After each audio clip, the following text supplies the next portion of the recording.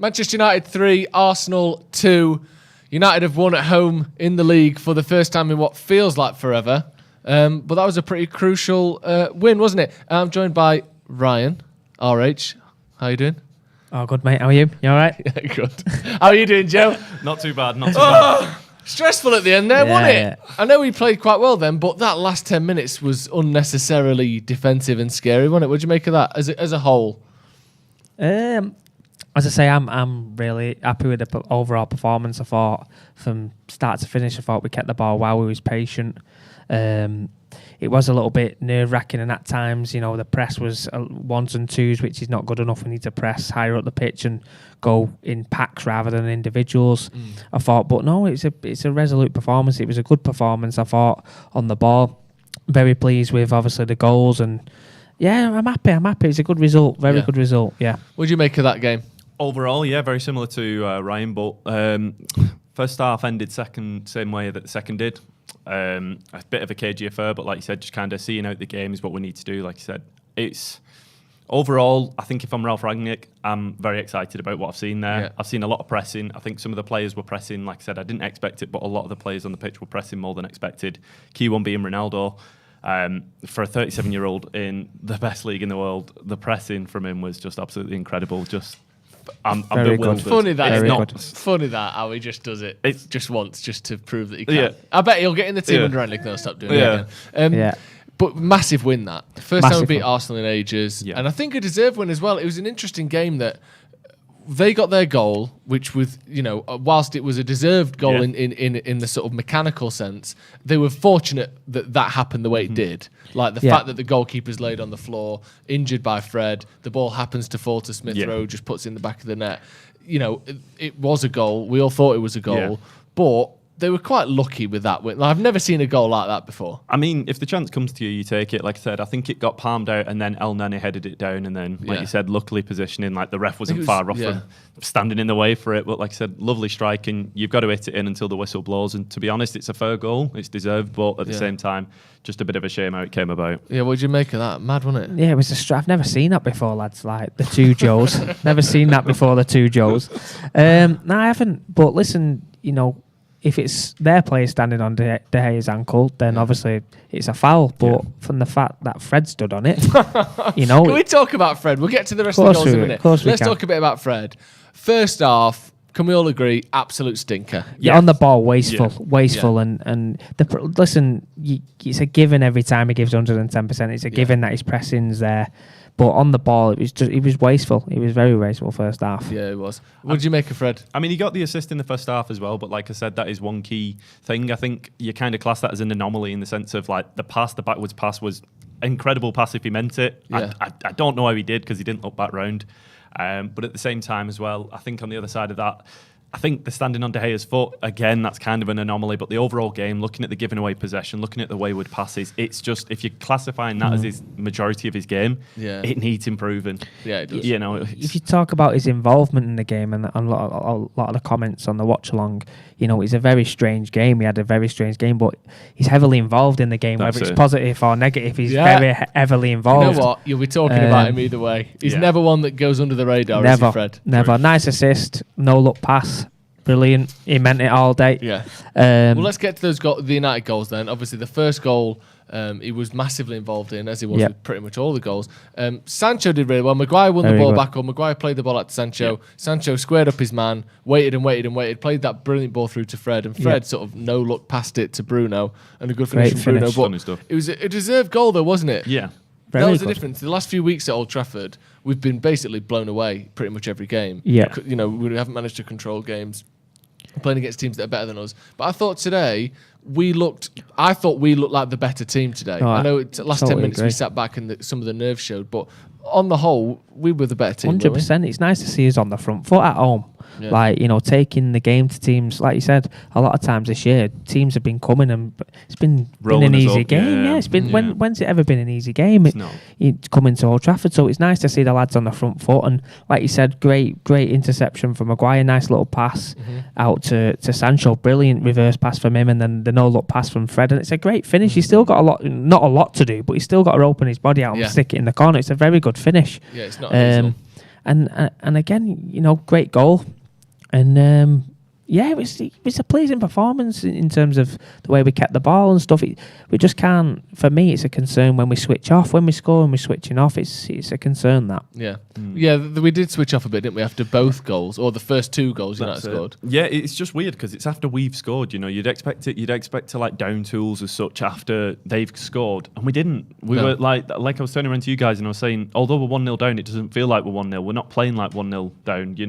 We're still pushing for it. Before that, we were the more dominant team. I would have said, like, on paper, I know it's a bit biased sat here on United fan channel saying that, but at the same time, if you try and look at it from an unbiased perspective, United were the more dominant team. You expect that possession-wise showed that as well. But then the weird part is that when we've scored, we just seem to, all right, now we can relax a bit. And it's like, everybody forget what we're here to do, to win. I think that's an underlying confidence issue that still hasn't been resolved. Yeah. We have looked a bit better under Carrick. The result was good against Villarreal. The second half we played well. The first half not so good. The Chelsea game, again, thought we played pretty well. Decent result. Maybe could have got a win, but quite an even match. Even though we're winning and we're getting points, this team is still very fragile. And I think that showed itself when the expectation is you're winning, hold on to the lead, we look nervous. When the expectation is, go on, get after them, they're winning, you got to play well here. We're quite good at that. But as soon as that pressure and that expectation of you're in the lead, hold on to it, occurs, especially at Old Trafford for whatever reason, we still did look very nervous. And they scored 45 seconds after our goal. How disappointing is it that it took us ages and ages and ages and ages and ages to get that goal, 44th minute, whatever it was. We get another one, go ahead again. And then basically give them the goal immediately, like we did. Was it Everton we did that? Leicester. It was. We touched on it before. Leicester, you're giving the ball, you're scoring a goal, and they say when you score, you're most vulnerable. I think it just goes down to concentration for lads, and we talked about on the watch along. That's not good enough. When you're playing in a Premier League and having an elite mentality like that, you need to be bulletproof, and you can't just be, letting sloppy goals and stuff like that. That's not good enough for me. No. And again today, tired legs in midfield, not getting tight enough. The ball goes out. Again, pass into the edge of the area, and he scuffed it really. He scuffed it and goes in. But you've got to look at the lead up to that. Can we get tighter in midfield? Why has he got too much space out wide? Why is he being cut back to have a free opening at a goal? Why is no one throwing the bodies on the line and blocking it? It's just there's a number of. It was that gap again that we've seen a lot this season between the centre backs and the midfielders. Where Fred and McTominay get passed through and never recover that gap, never close that gap again. And was it Odegaard? Odegaard. It's Odegaard with the finish. It just sort of wanders into that gap, and no one's near him when he has the shot. Just as a quick confirmation of something we knew was going to happen, Michael Carrick has stepped down as temporary head coach of Manchester United upon the conclusion of his caretaker spell as manager. What do you make of Michael Carrick? Because does he gain any credit for this? There are a lot of people talking about why is he still there? Why is Phelan still there? Why is McKenna still there? Personally, I don't know enough about what they did day to day in the first place under Ole. I can understand the argument of you were part of a failed system, you have to go. But I think we've seen a slightly different Manchester United even in the week he's been manager. Have you seen any differences? I think the pressing's been more decisive, more conclusive. It's been more as a whole. I think that playing with a bit more confidence. Do you think he's given himself any sort of credit, any money in the bank for this week? My opinion on that is if Solskjaer's was the manager of the football club, he has a backroom staff. Any other clubs, if a manager leaves the club, the backroom staff tend to go with him. So I understand the circumstances at Man United are very much differently because he needed someone to step into that role on a caretaker basis. And I think overall he's done well. He's gave a good account of himself. But for me, I thought maybe now he might go and he might leave the club and he won't be part of Rangnick's management team or whatever. And I think it sounds awful. That's a correct decision in my eyes because Rangnick will bring his staff in who he wants to bring in, and at the end of the day, Carrick was part of all his. So, I'm not sure. First team coach and leave Manchester United. Yeah, that is interesting, isn't it? Are you surprised by that? If I'm being honest, I don't even really read into it as well. Like I said, I think these 3 games, I think you can't even read into them too much, because when a new manager comes in, one of the main things that you hear pundits say, ex-players and everything, they'll sit down and say, oh, it's going to take a while for him to implement his style and his system.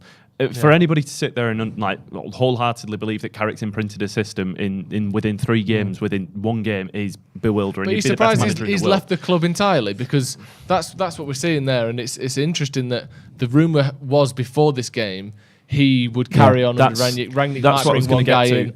But Carrick has stepped down from the club entirely. Sorry, I didn't quite understand what I was reading there for a second. Sorry. I think in a way, he's right to do so, in terms of, because he was part of all his backroom staff. So again, at other clubs, if a management leaves, like we see Mourinho, he leaves, backroom staff leads. Rangnick will have his own management team that he's had through every club that he's been at and he trusts and he's worked with for years. So there might not be a role, and it sounds ruthless, that this is just football. And I think, I made a point when the game was over, Bruno, give him a quick hug and whispered something in his ear. Did the lads know that it was his last? Well, it's an interesting point, that, because 10 minutes ago on Manchester United's official website, there was a post saying Carrick to step down as first team coach. Michael Carrick has decided to step down as first team coach and leave the club following the conclusion of his spell as caretaker manager. John Murtaugh, football director, said Michael leaves with the sincerest thanks and best wishes of everyone at Manchester United after 15 years of exceptional service to the club as a player and a coach. While we are sad to see him go, we respect and understand Michael's decision. He will always be known as one of the finest midfielders in the history of Manchester United, and more recently as an excellent coach who has worked tirelessly under 2 managers to develop the squad, which Ralph will now take charge of. We are grateful for the steady leadership Michael has shown through this period of managerial transition, and while he is now stepping away from day-to-day involvement, he will always be welcome back as a legend of the club. Michael Carrick said, my time at this great club will always rank as the best years of my career. You think so?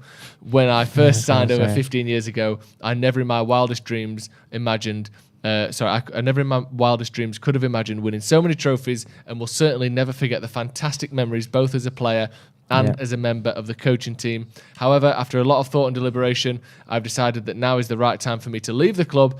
I want to place on record my thanks to all of the players, and a special mention goes to the backroom staff. Working long hours with such a great group of people has been a real pleasure, and I've made some long-lasting friendships. I am and will always be a Manchester United fan, and will come to as many matches as possible. I would like to wish Ralph, the staff, the players and the fans all the best for the future, and I look forward to being in the stands and supporting the boys as a fan.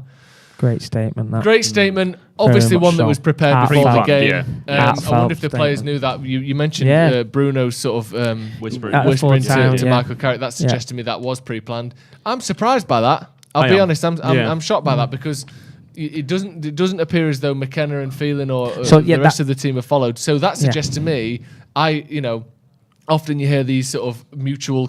I genuinely think he's quit there. I don't think Rangnick's forced him out. Unless it's a proactive move, unless rather than we find out, that Phelan and the rest of the team have gone as well. But if that's the case and it's just him going, I think he's decided that's time's enough. Time's up. Sorry. I think that goes. What I was going to go on to my next point is it's an interesting to see what they do with Phelan and McKenna now, whether they stay on, because. And fair play to Carrick, because at the end of the day, he's been very, although it's not been an instant, he's been very loyal to Solskjaer in a way as well. Because I know he stepped on and he's done a great job. 2 wins, 1 draw, and we thank him for that. But his loyalties at the end of the day are with Solskjaer, and he's decided to step on. So at the end of the day, the new manager can come in and have a fresh ideas, fresh print on the side, everything's a clean slate. 66% win rate as well. Not bad. The highest in Man United's I'm history. not surprised about that though. I'm not surprised. I am surprised. I didn't think that would happen. I didn't think that would happen. I can see, I can understand it. It doesn't. The idea doesn't shock me, but the actual fact that that's happened. Has Chelsea and Arsenal as well. Like I said, those 2 fixtures. Like I said, I wasn't hopeful myself. So to be honest, great results from him as well. Like you said, it does sound pre-planned. I can imagine in a way. Like I said, I know that Ralph Rangnick's coming in as an interim manager. You don't know whether a proposition has been put forward and said to the guys, the other staff, because I know that Ralph is bringing in some of his, staff and coaching staff from other from previous obvious. You don't know whether they've turned around and said, right, within 6 months, we're going to have a manager that's a full-term manager. Ralph's going to take the back seat and stuff. So we're giving you basically the 6 months to let you know, like, as a bedding in period for a new manager's going to come in, and we are going to go ahead with their full staff force. So basically kind of laid it out to say 6 months, help Ralph bed in if you want, but then you're more than welcome to like venture into your own kind of thing. That's what I can see him going on. I can see him managing and coaching in the Championship. I can see him doing quite well and stuff, like I said.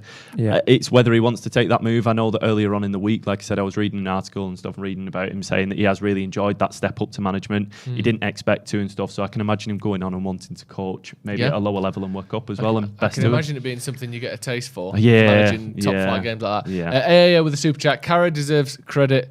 He got the staff and stick upon Ollie's sacking, somewhat deserved, but he's done what he personally is capable of. He held down the fort well. He did hold the fort down well at a time when it we were pretty desperate for it, because that Villarreal game was a huge game. If we'd have lost that, we'd have been in an absolute nightmare situation in that last game, and winning that game with a clean sheet, winning today.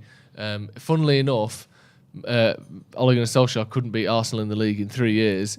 Carrick does it in 3 games. I think we should thank Carrick and have full admiration for him both as a player. He was a fantastic player, and he's, as I say, he's been at the club as a coach, and he's stepped up to the plate as a manager. So fair play to him. He's done the job, and he's made that decision, and I'm sure it was totally his decision. And I'm sure in a way he's been around the game a long time, so I'm sure he would want Ralph to have the best opportunity with the players rather than having. And again, the loyalty as well to Ollie. It sounds to me like they're really good friends. Ollie, was tearing up when he was speaking about Carrick, and I think the feeling's very much mutual, and I'm sure that has a big part in his decision as well. Yeah. And he said it's 100% my decision, which, like I said before, I completely agree with that. Normally it's like, oh really, is it mutual? But I genuinely think this is his decision. 100% my decision. Made it over the last week. Really, I was conscious that I wanted to respect the club and the new manager. I thought it was the right thing to do for the club and for Ralph. Very good of Michael Carrick. Not just for stepping down, but stepping up when he needed to, and when the club needed an interim manager. He did that. Got some very good results as well, and he can leave with his head held high, I think. Definitely. Nismo Chopped, welcome to the Academy. Naresh Mulkunte, welcome to the Academy as well. We've got a few super chats. Let's just go through some of these. Christopher Hawkins, time will tell as this plays out in the press, but that could be the biggest mic drop in the history of United. Smack up a historic rival and leave. Legend, what a way to go out, eh? Especially if he already knew. He could have lost 4-0 and quit, but he's done very well there. Unreal.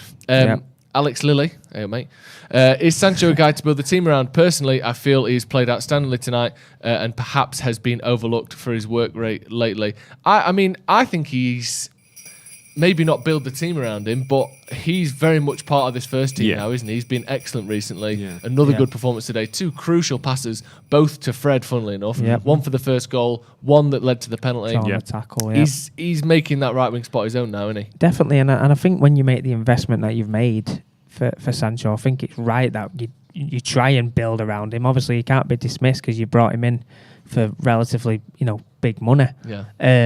I think over the past 3 games, I think he's been brilliant, to be honest. I think he's really put his stamp on it, and tonight, like the comment just said then, it's a very good point. He has worked his socks off as well, pressing their full-back and getting around it. But that quality, I think he's got a lot more confidence now. I can see him letting the shackles off. He's getting at his man. Definitely. He's not just getting in areas, turning back, playing to the full-back. He's expressing himself with his tricks. And like you said, he's been heavily involved within the goals tonight. And I hope this continues, because he's an exciting player. Like you said, Joe, I've been watching him, and, at the end of the day, it's just a start for Jadon Sancho. Yeah, it is. That pressing system, sorry, just a quick one before we move on, sorry, Joe. That pressing system and stuff, how he was playing at Dortmund and stuff, I can only see him just developing that further, and I really, really do look forward to seeing that development come on in these coming months under Ralf Rangnick, because, like I said, it's that German football that they call him the godfather of German football, don't they, Ralf Rangnick? And he played under it.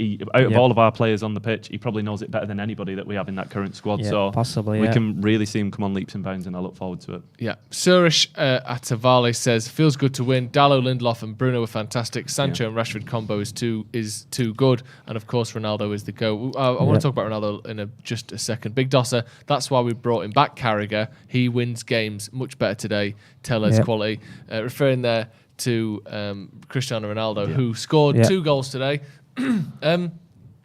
Again, wasn't in the game all that much, but good pressing performance from him, which surprised a few of us, I think. But again, it's 2 crucial goals, and I think the stat continues. Every single goal he scored for Man United this season, we've either been losing or drawing at the time. Yeah. He's not getting goals, cruising ahead, scoring goals. Everything is to put United in the lead or to get United back in the game. And 2 more goals today won us the game. 801 career goals for him now. Brilliant. He was good today, wasn't he, Ronaldo? Brilliant. Like you said, when you need moments, big game players step up, and that's what Ronaldo is. He's a big game player. Yeah. He's arguably one of the best players that ever played the game. I think he's pressing tonight, like we touched on, like for 37 years of age, and for someone who's been knocked and doubted about his work rate, I think he just shut everyone up tonight, because I think he put a right shift in. It'd be interesting to see how his distances, how much he's covered, and again the goals in crucial times. Very, very good. I was surprised. To be honest, I was surprised when he took the penalty. Yeah, that was a bit of an interesting point, wasn't it? But again, didn't let it affect him. Smashed it down the middle. Sue in the corner. That was one here as well. One here, we unbelievable. Did a full one for that second goal. Unbelievable. So listen, he deserves a lot of credit. And for someone with massive headlines about him being left out, this and that, he just shoves 2 fingers up at the doubters again. Yeah, what do you think, Ronaldo? I made the early call when he scored 2 to say he was my man of the match. I predicted it, guys. What can I say? Good stuff. I just, like I said, the main standout thing, I know the goals and stuff, one's a penalty and stuff and his other goal as well, but I mean, the main thing for me is 37 years old. Ryan said it, I've said it, it's the thing, to press how he did, that is the one thing that I've been reading through. People have been calling out, Ronaldo won't adapt to this play style, you're going to see the demise of him and stuff, he's too old and stuff. It's about, players that are young and developing, and that's what Ralph Rangnick's always said. To see that, I think Ralph Rangnick as well, was it like last year or something, came out and said like Messi and Ronaldo are too old, it's ready for them to move on, we need that young crop. That's what he did at Schalke, that's what he did at Leipzig, he pushed through these young squads. I think his average age was about 23, 24 of his squad, so it's a very young squad that he's used to, but you've just seen it here tonight. He can do it. He can do it. He can lead the line. He can do it. Rishikesh says, do you think Keno's comments from last week got to Carrick? My point on that would be, I wouldn't rule out the reality that Michael Carrick thought that already. Yeah. A lot of people thought, should they still be here? A lot of Michael people Carrick has got a winner's mentality. He's got a very high standards. Yeah. He's the sort of player that knows how to, stay at the top, and the expectations of a coaching staff and people in the club when things aren't going well. I wouldn't rule out the fact that Carrick thought we should all go here. Yeah. But you know what? They've asked me to be the manager, and as my final act as a Manchester United employee, I'm going to go out and I'm going to lead this team until Rangnick comes in. Definitely, I wouldn't put it necessarily down to Keno. I think he might well have thought that anyway. Yeah. What do you think? No. I think that decision was preempted, like you said. Obviously, announcing it before the end of the game. I think it was all set up. And again, he might have wanted to go with Solskjaer. Like I said before, his loyalties obviously lie with Solskjaer. He's not part of the problem, but he's part of that backroom staff. Yeah. So obviously, if it's not working under Solskjaer, do the backroom staff depart with him? I know it happened. I said it before. It happens with a lot of football clubs. Yeah.